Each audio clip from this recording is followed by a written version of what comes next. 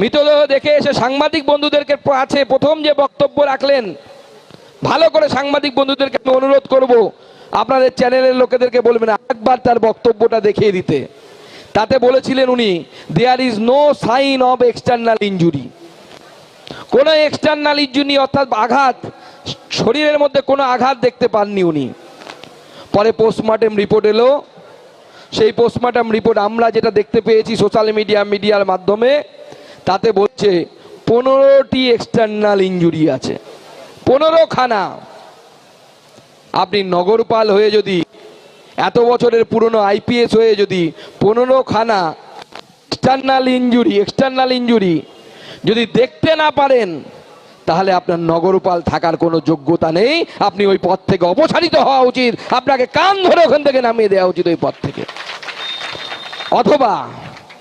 অথবা আপনি মিথ্যে কথা বলেছিলেন। উদ্দেশ্য কি ছিল? উদ্দেশ্য একটাই ছিল যে কোনোভাবে এই ঘটনাকে বাইরে আনতে দেওয়া যাবে না, এবং তার প্রমাণ আছে। আপনারা আত্মহত্যা বলে চালাতে চেয়েছিলেন, সেই জন্য বলেছিলেন there is no external injury. আর যখন ধরা পড়ে গেলেন তখন উই ওয়ান্ট জাস্টিস। আমরা ছোটবেলা থেকে গল্প শুনে এসেছি যে বাসে যদি পকেট মার, এবং দেখেওছি বাসে যদি পকেট মার ধরা পড়ে, সেই পকেট মারও অন্য কাউকে পকেট মার চোর করতে করতে পেছনে দৌড়ই।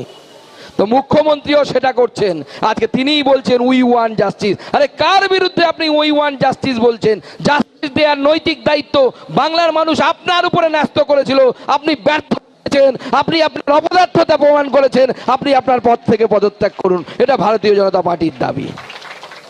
আপনাকে জনগণ দায়িত্ব দিয়েছে জাস্টিস দেওয়ার। কালকে যদি আমার মেয়েটার কিছু হয়ে যায়, আমি অন্য কারো দিকে তাকাবো না, আমি আপনার দিকে তাকাবো মুখ্যমন্ত্রী হিসেবে, যে আপনি আমার মেয়েকে জাস্টিস দেবেন। সেরকম সেই মেয়েটির বাবা এবং মা, তিনিও তাকিয়েছিলেন আপনার দিকে।